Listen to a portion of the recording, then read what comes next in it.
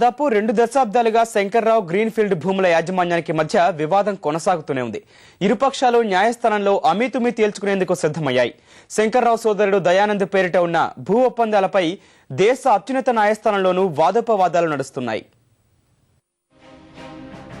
Secunderabad అల్వాల్లోని greenfield colony భూములే గొడవకు అసలు కారణం.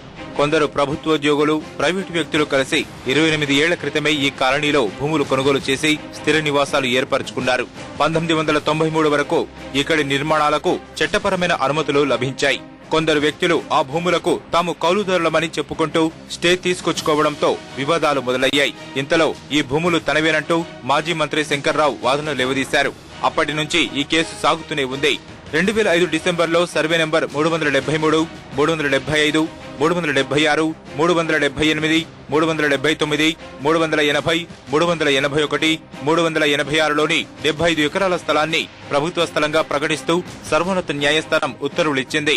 అప్పటికే ప్రతివాదిగా ఉన్న శంకర్రావు తన సోదరుడు దయానంద్ పేరుతో భూ ఒప్పందాలు ఉన్నాయని వాదిస్తూ సుప్రీంకోర్టుకి వెళ్లారు. ఈ కేసు కూడా వీగిపోయిందని గ్రీన్ఫీల్డ్ సంస్థ యజమానులు చెబుతుండగా పెండింగ్ లోనే ఉందని శంకర్రావు బంధువులు అంటున్నారు.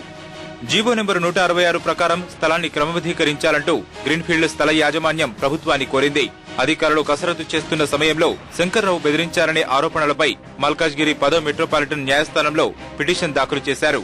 మోసం, కుట్ర తదితర సెక్షన్ల కింద ఆయనపై కేసు నమోదైంది. దీనిపై శంకర్రావు స్టే తెచ్చుకోవడం, 2012లో హైకోర్టు స్టే తొలగించడం జరిగాయి. ఆ తర్వాత ఆయన ఇంట్లో పోలీసులు సోదాలు నిర్వహించడంతో శంకర్రావు డీజీపీ కార్యాలయం వద్ద ధర్నాకు దిగారు. ఆ సమయంలో ఆయన కొంత అస్వస్థతకు గురవడంతో ఆ వివాదం సద్దుమణిగింది.